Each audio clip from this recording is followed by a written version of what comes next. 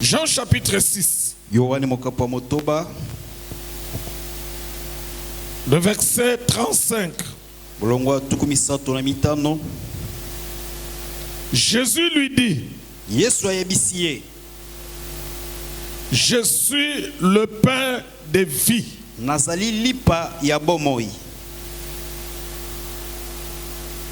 Je suis le pain de vie. Verset 48.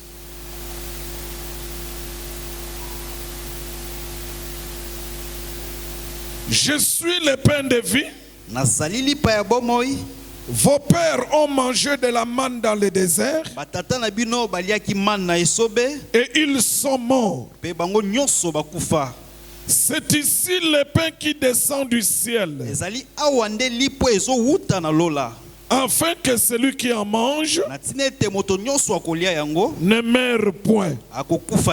Je suis le pain vivant qui est descendu du ciel. Si quelqu'un mange de ce pain,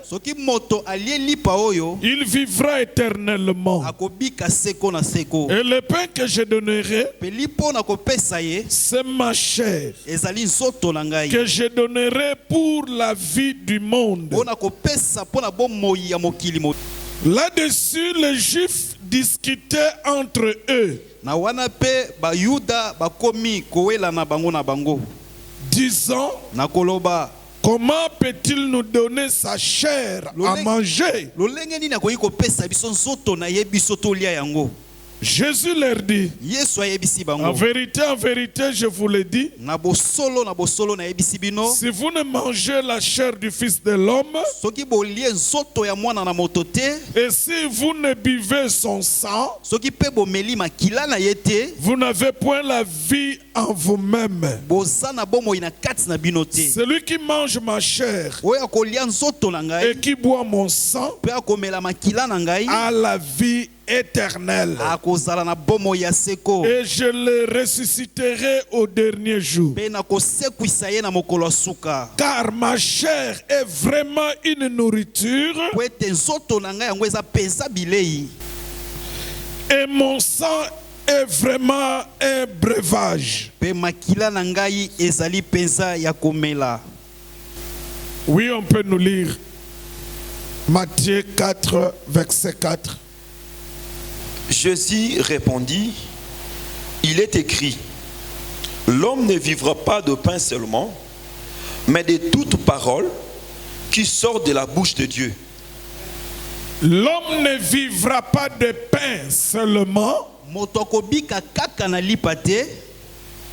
mais il vivra aussi de la parole qui sort de la bouche de Dieu. Genèse 18, verset 5, je lis, on peut commencer au verset 4. Permettez qu'on apporte un peu d'eau pour vous laver les pieds, et reposez-vous sous cet arbre. J'irai prendre un morceau de pain pour fortifier votre cœur. Pour fortifier votre cœur. Que le Saint-Esprit donne le sens à ces écritures pour notre édification. Que toute gloire revienne au Seigneur, au nom de Jésus-Christ. L'autorité, la puissance, la force, la louange, la domination et le règne pour des siècles et des siècles. Amen.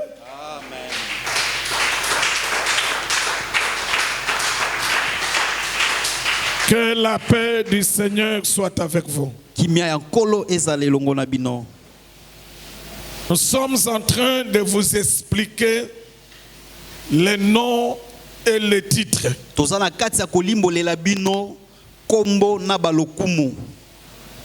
Nous sommes pendant le temps de la grâce. Le temps de la grâce. Ça a commencé de la croix à Golgotha. Par la mort de Jésus. Ça a été inauguré à la Pentecôte. Par la descente du Saint-Esprit. Jusqu'aujourd'hui où nous sommes 2023. Donc ça fait à peu près 2000 ans. Selon les comptages des hommes. Mais selon les comptages de Dieu, de Golgotha, jusqu'au jour de l'enlèvement, pour nous les hommes, ça fait 2000 ans déjà. Mais pour Dieu, c'est une année de grâce. Donc prophétiquement, cet espace c'est une année. Mais humainement, nous comptons qu'il y a plus de 2000 ans. Vous avez compris d'abord ça. Maintenant, j'ai dit encore ceci. De la croix jusqu'aujourd'hui en 2023, il nous reste quelques jours pour l'enlèvement. Pourquoi? Parce que la nuit est divisée en 4 parties.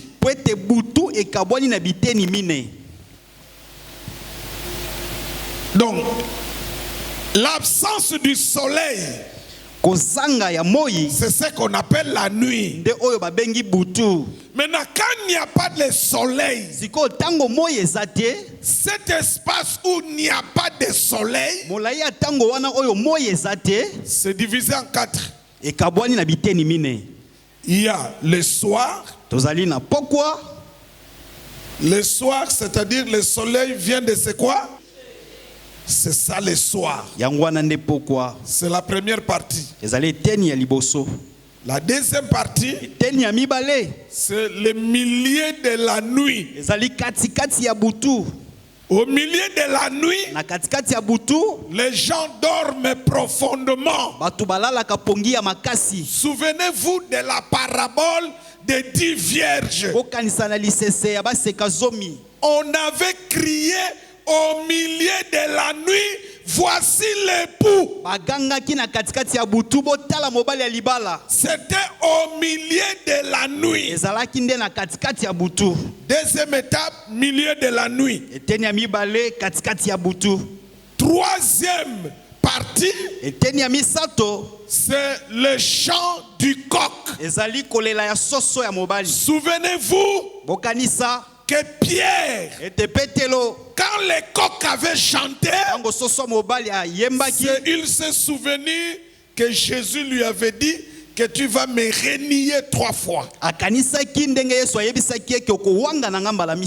C'était au chant du coq. Les coqs ne chantent pas au milieu de la nuit, non. Non. C'est quand on dépasse le milieu de la nuit. La partie qui suit, c'est le chant du coq. C'est la troisième partie. Et la quatrième, c'est le matin. Là, on se prépare pour que le soleil se lève. Donc, les 4 parties, le soir, milieu de la nuit, chant du coq, et le matin. Écoutez bien. Je dis écoutez bien. Le soir, C'est quand le salut avait commencé. Quand le Saint-Esprit est venu, c'était le soir. C'était le début du temps du soir. La venue du Saint-Esprit, c'est le début du temps du soir. Bon, ça fait 2000 ans que le Saint-Esprit est venu. Maintenant, je vous pose la question, vous qui me suivez. Nous sommes dans la marche du salut. Comme nous partons vers l'enlèvement, nous sommes le soir, ou nous sommes au milieu de la nuit, où nous sommes au chant du coq, où nous sommes le matin. Donc, l'église doit comprendre ces choses. Si l'église ne comprend pas à quel temps nous sommes, ça sera une église de la distraction.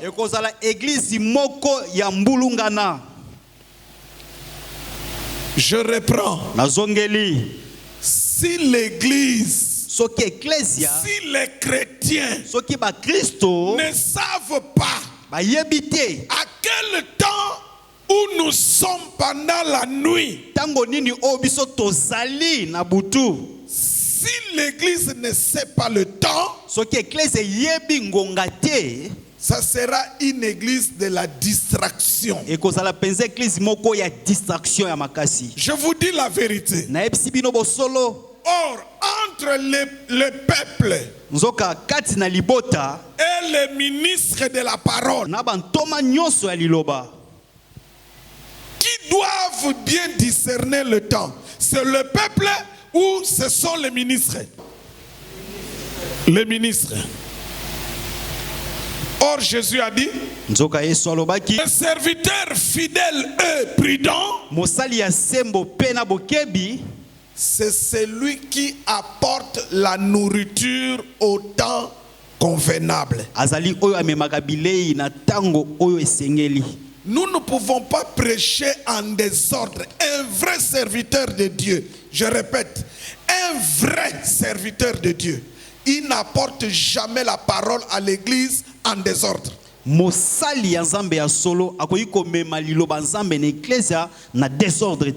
Un bon serviteur, c'est-à-dire un serviteur fidèle à Jésus, il doit, avant de porter sa parole, son enseignement, sa prédication, il doit regarder à quel temps l'église se retrouve.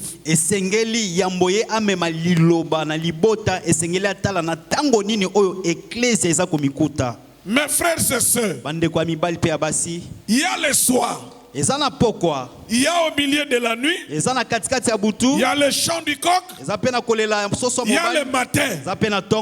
Le soir, c'est quand le Saint-Esprit est descendu. On a commencé le temps du soir, dans la marche du salut. Mais sachez-le que l'église ne va pas arriver le matin. L'église a commencé le soir, à la Pentecôte. L'église n'arrivera pas le matin sur la terre, non. Non.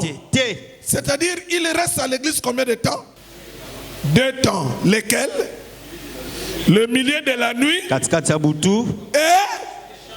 et le chant du coq. Retenez ce que je vous dis aujourd'hui. C'est-à-dire, soit nous sommes au milieu de la nuit,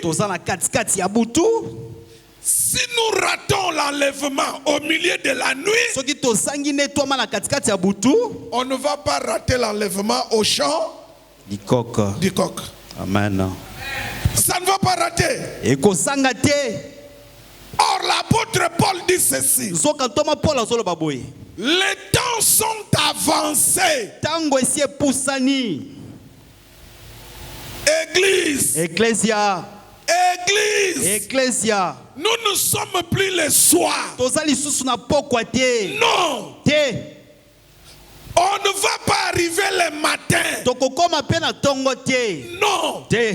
Le matin, tongo, quand le soleil va apparaître, tango moye kobima, le salut va aller en Israël. Lobiko kokende na Israël. Nous, biso, prophétiquement, na lisakoli, nous marchons la nuit. Tozo tambola na butu. Comme nous sommes la nuit, Tokola toza na butu. l'église est la lumière. Ecclesia ezali pole. C'est pourquoi Jésus nous demande d'être la lumière. On utilise la lumière que la nuit. Donc l'église marche au temps de la nuit. C'est pourquoi l'église doit être la lumière. Et les chrétiens doivent être la lumière. Quelqu'un me comprend? Amen. Ne blaguez pas. Ne blaguez pas avec les choses de Dieu. Il a dit, il reviendra comme un voleur. C'est pourquoi je vous avais dit ceci. Le voleur, quand il vient voler, il ne vient pas le soir. Non. Le soir, les gens ne dorment pas encore. Les gens regardent, les gens parlent. Le voleur ne viendra pas le matin. Parce que le matin, les gens se réveillent déjà. Donc, il n'y a que 2 temps où le voleur peut venir. Parce que quand tu commences au milieu de la nuit jusqu'au chant du coq, les gens dorment profondément. Église, Ecclesia, on ne peut pas continuer à vous parler toujours de bénédictions, de voyages, de couper des liens. On ne peut pas continuer qu'avec ça. Les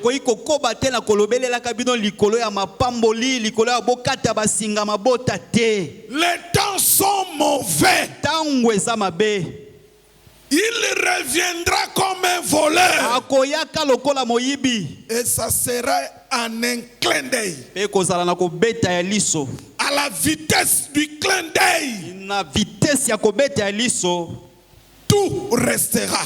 Les saints vont partir. Ceux qui sont distraits vont rester. Ceux qui aiment la terre vont rester. Ceux qui aiment le monde vont rester. Ceux qui aiment les biens du monde vont rester. Ceux dont leur cœur est tourné vers le bien du monde vont rester. Ceux qui vont partir, ce n'est que ceux qui sont prêts. Pour être prêts, il faut d'abord croire qu'un jour il y aura l'enlèvement. Pour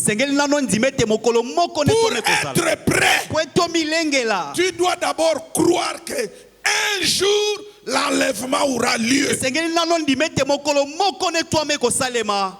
Les témoins de Jéhovah, ils ne croient pas à l'enlèvement. Donc ils ne peuvent pas se préparer.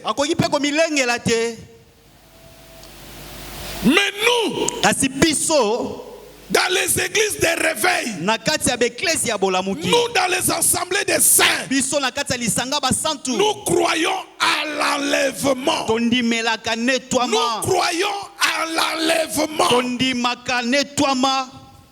Le Seigneur reviendra. Pas sur la terre. Pour l'enlèvement. Il ne viendra pas sur la terre. Pour l'enlèvement, il va descendre dans les airs. Et nous allons monter. Heureux. Heureux. Tous ceux qui seront enlevés. Heureux. Tous ceux qui se préparent. Tous ceux qui sont prêts. Pour l'enlèvement. La nuit est avancée. Le Seigneur peut venir à n'importe quelle heure. Soit au milieu de la nuit, soit au chant du coq. Mais ce qui est sûr, on ne va pas arriver le matin. Quelqu'un a compris? Amen. Les titres dans la grâce. Dans la grâce, il y a un seul nom. C'est le nom de Jésus. Mais il y a plusieurs titres dans la grâce. Le premier titre dans la grâce que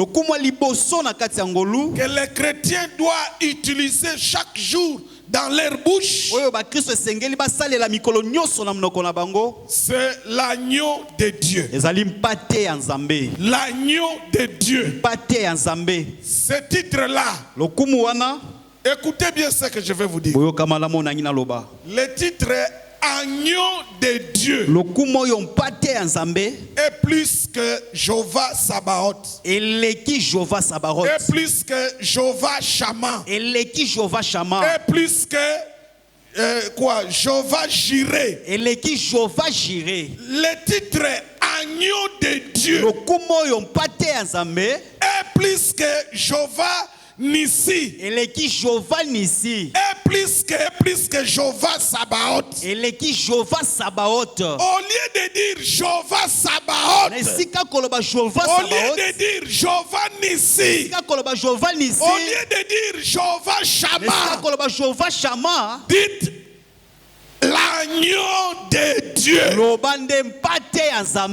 C'est le titre de la grâce. C'est le titre de la grâce. Amen. Deuxième titre de la grâce. Le bon berger. Les bons bergers. Dans la bouche des chrétiens, Dieu veut entendre. Vous appelez Jésus les bons bergers, les bons bergers, les bons bergers.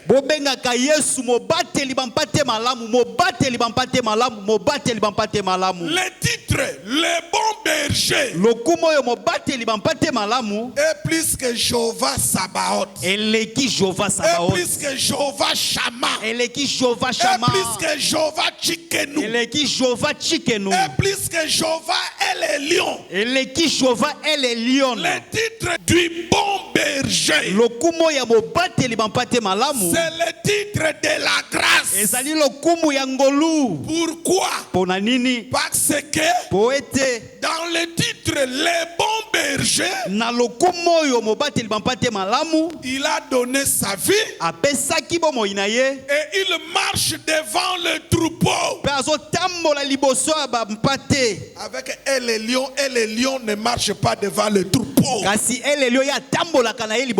El-Elyon reste aussi. Avec l'église, on n'a pas besoin de El-Elyon. Avec l'église, on n'a pas besoin de El-Elyon. Avec l'église, on marche la nuit. On a besoin du bon berger. On a besoin du bon berger. Il marche devant nous pendant la nuit. Il est la lumière. Il est clair. Le bon berger. Nous sommes les troupeaux, les brebis. Imaginez-vous, l'église marche pendant la nuit. Pendant la nuit, l'église ne connaît pas le chemin. Celui qui connaît le chemin, c'est Jésus lui-même. Il est lui-même le chemin. Donc l'église ne peut pas marcher devant. C'est Jésus le bon berger. Il marche devant. Et les brebis le suivent. Vous avez compris? Amen. S'il ne marche pas devant nous, comme les bons bergers, l'église va se perdre. Est-ce que vous avez compris? Amen. Les bons bergers, je dis qu'il donne sa vie pour les brebis. Deuxième chose, il marche devant le troupeau. Comme les bons bergers. Écoutez, comme les bons bergers. Troisième chose, il connaît chaque brebis par son nom. Même quand tu pleures, oh, dis, est-ce que moi Dieu me connaît? Est-ce que moi Dieu me connaît? Est-ce que moi Dieu me connaît? Si Dieu me connaît, pourquoi beaucoup de souffrances? Si Dieu me connaît, j'ai dit à quelqu'un, Dieu te connaît parce qu'il est le bon berger.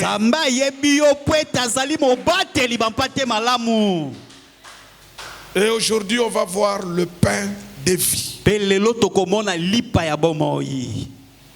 Troisième titre. Dans la grâce. Le pain de vie. Reprends après moi le pain de vie.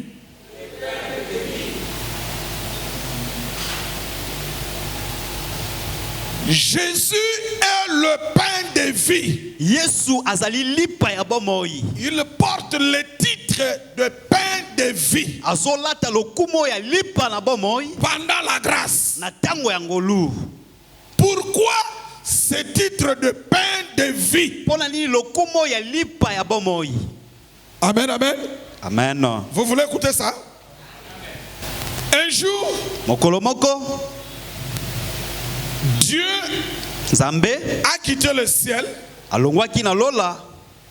Il est descendu sur la terre. Et il était devenu un homme.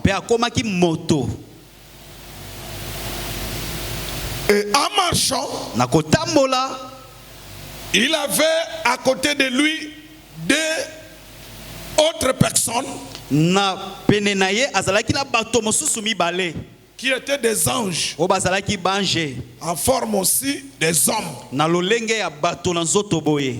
Donc Dieu était devenu un homme. Les anges aussi étaient des hommes. Vous avez compris? Église, vous avez compris? Il partait où? Dieu comme un homme, il faisait le voyage. Il faisait le voyage du ciel sur la terre vers Sodome.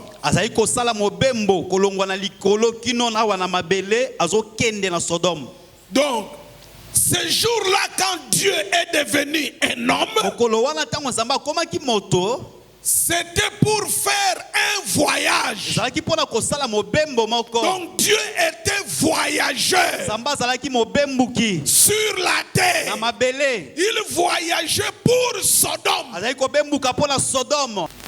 Dieu était qui? Voyageur. Dieu était qui? Dieu était voyageur. Mais comme voyageur, il était un homme. Alors quand il passait, Abraham l'a vu. Et Abraham l'a invité chez lui. Il dit, ne passe pas. Viens, entre. Dieu est entré chez Abraham. Là, nous sommes dans Genèse 18. Abraham a dit, assis-toi. Prends de l'eau. Prends de l'eau. Je vais laver vos pieds. Après avoir terminé à leur laver les pieds, Abraham a dit, attends. Il dit à Dieu. Là, il dit à Dieu.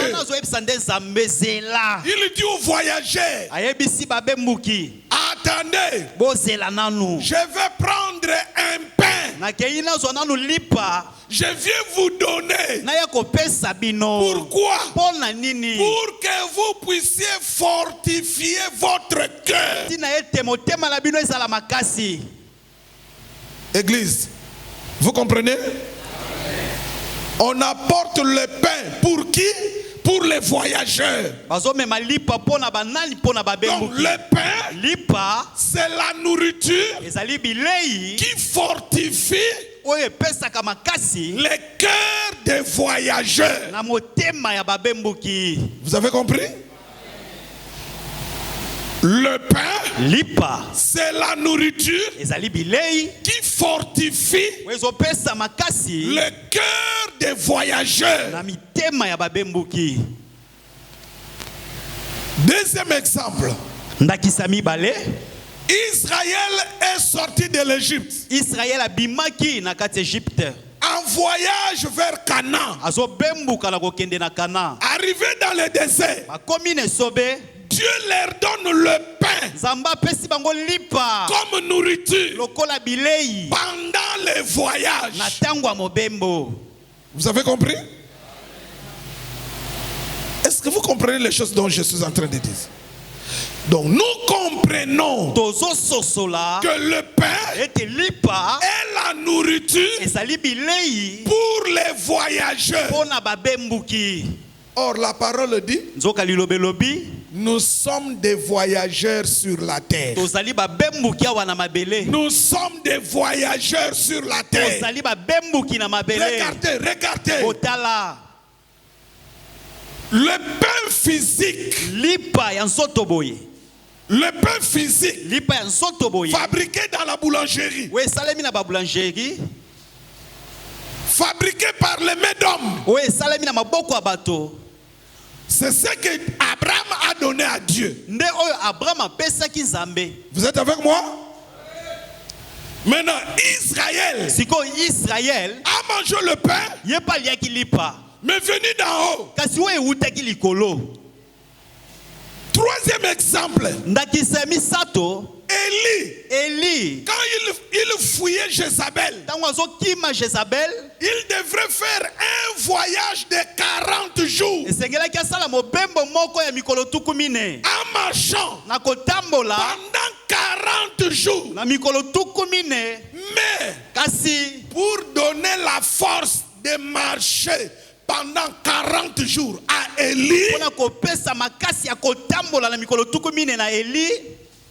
Dieu a envoyé le pain par les corbeaux. Donc nous comprenons que le pain est la nourriture pour les voyageurs. Maintenant quand Jésus vient, il dit aux enfants d'Israël, vos pères ont mangé le pain dans le désert, mais ils sont morts. Donc les pains mangés dans le désert, si tu manges, tu meurs. Maintenant Jésus dit ceci, moi, je vais vous donner le pain. Quand vous allez manger ce pain, vous aurez la vie éternelle.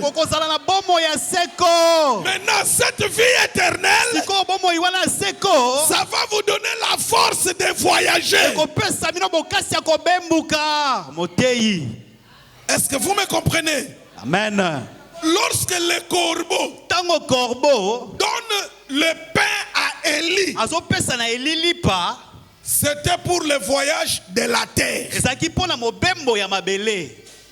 Il a marché sur la terre. Il est parti. Et puis il a été enlevé. Quand Abraham donne le pain à Dieu, comme un homme, Dieu mange comme un homme, il a la force de continuer le voyage. Quand Israël mange le pain dans le désert, ça leur a donné la force de marcher pendant 40 jours. Pour que l'église puisse avoir la force de marcher pendant la nuit dans ce voyage. Le voyage de Dieu, c'était du ciel vers la terre à Sodome. Le voyage d'Israël, c'était de l'Égypte en Canaan. Mais notre voyage, l'église, c'est de la terre vers le ciel. Notre voyage, c'est de la terre vers le ciel. Et nous ne pouvons pas manger le pain de la boulangerie. Ça va nous donner la mort. Le seul pain sur ces chemins, dans ces voyages, pendant ces voyages de l'église, de la terre vers le ciel, le seul pain, c'est Jésus. Il dit, je suis le pain de vie. Si vous me mangez, vous aurez la vie éternelle. Les Juifs disent, mais comment on peut te manger? Et ne comprenez pas ce langage. Jésus dit, je vais vous donner ma chair. Le pain là, c'est ma chair. Mangez ma chair. Les Juifs ont dit, nous ne pouvons pas manger ta chair parce qu'il nous est interdit dans la loi de manger la chair d'un homme. Jésus dit, la chair dont je parle, ce n'est pas cette chair. Posez à Jean. Lui il comprend c'est quoi la chair. On pose la question à Jean. La chair de Jésus que nous devons manger, qui est le pain, c'est quelle chair? Jean dit dans chapitre 1, Jean dit, au commencement était la parole. Au verset 14 il dit, la parole s'est fait chair. Donc, dans ces voyages, le pain que nous devons manger, c'est la parole de Dieu. Regardez, Israël dans le désert a mangé dans la bouche. Dieu chez Abraham, comme un homme, il a mangé dans la bouche. Mais nous, manger le pain devient écouter la parole. Les professeurs. Écoutez la parole. Écoutez la parole. Manger le pain pour Israël dans le désert. Pour nous aujourd'hui, c'est écouter. Écouter. Pourquoi Jésus est le pain de vie? C'est parce qu'il est la parole qui nous donne la vie. Sur le chemin du voyage, tu veux avoir la vie éternelle? Mange Jésus le pain. C'est-à-dire, écoute la parole de Jésus. C'est pourquoi l'apôtre Paul a dit, la foi vient de ce qu'on entend. Si Dieu, chez Abraham, il a fortifié son cœur en mangeant le pain, si Israël, dans le désert, a fortifié le cœur en mangeant le pain, l'Église doit fortifier l'âme, doit fortifier le cœur par la parole de Dieu. L'Église ne peut pas se dépasser de la parole de Dieu. Sans la parole de Dieu, l'Église meurt. Sans la parole, l'Église n'est rien. Sans la parole de Dieu, la vie chrétienne est nulle. Ce qui nous donne la force pendant ce voyage, j'insiste, c'est le voyage de la nuit. Il faut manger le pain. C'est-à-dire, il faut écouter la parole. La parole va nous éclairer. La parole va nous guider. La parole nous donne la connaissance. Aimez la parole de Dieu. Aimez écouter la bonne parole. Aimez méditer la parole de Dieu. Toute parole prêchée, ce n'est pas la bonne parole. La bonne parole, je termine par là. La bonne parole, c'est celle dont quand tu l'écoutes, ça enlève en toi la soif du monde, ça sème en toi la soif du royaume des cieux. Je reprends. La bonne parole, la bonne parole, quand tu l'écoutes, pour que l'on sache que c'est une bonne parole, ça doit enlever en toi la soif du monde, et ça doit s'aimer en toi la soif du royaume de cieux. C'est ça la bonne parole. Jésus est le pain de vie, parce qu'il est la nourriture spirituelle pour notre voyage, et il est la parole qui nous fortifie. Soyez fortifiés par la parole que vous venez d'écouter.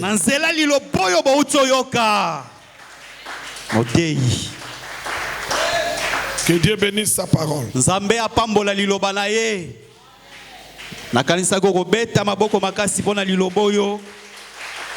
Beta liloba pour la bonne parole.